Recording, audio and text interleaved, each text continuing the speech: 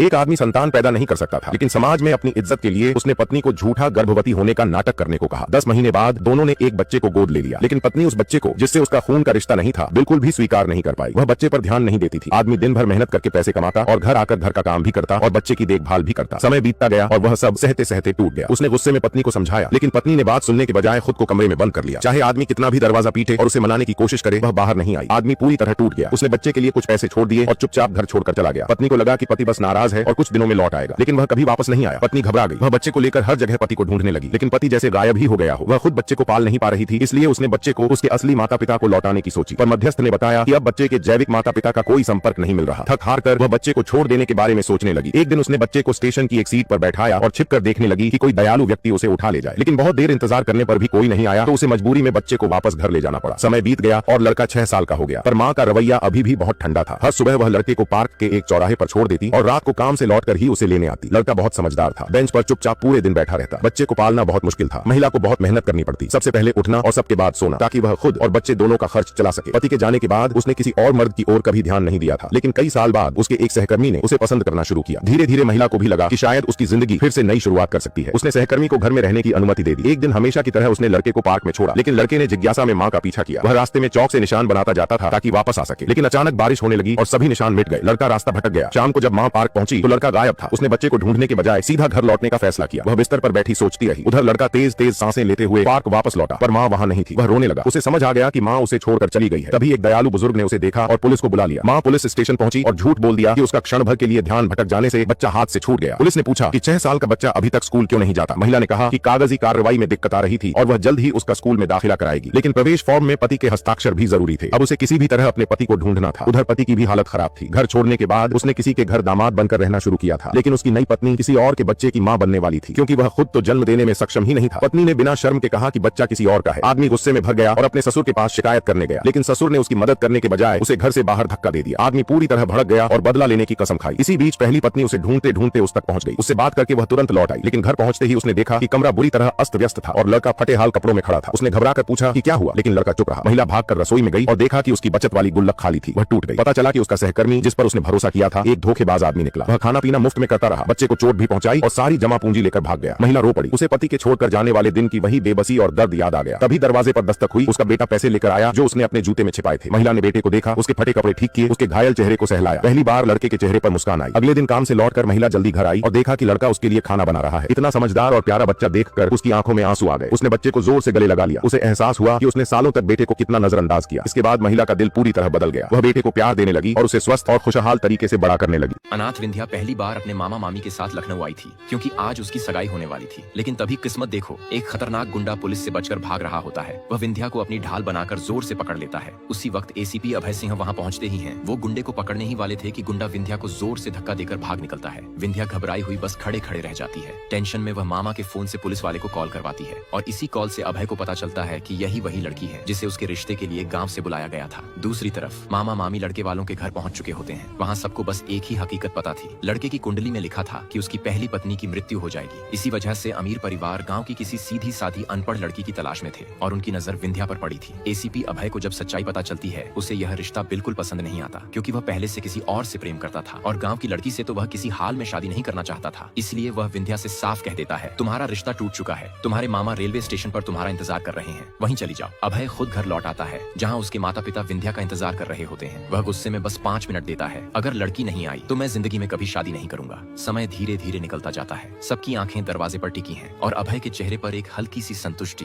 क्योंकि वह जानता था कि विंध्या नहीं आएगी, क्योंकि उसे तो वो पहले ही रेलवे स्टेशन भेज चुका था।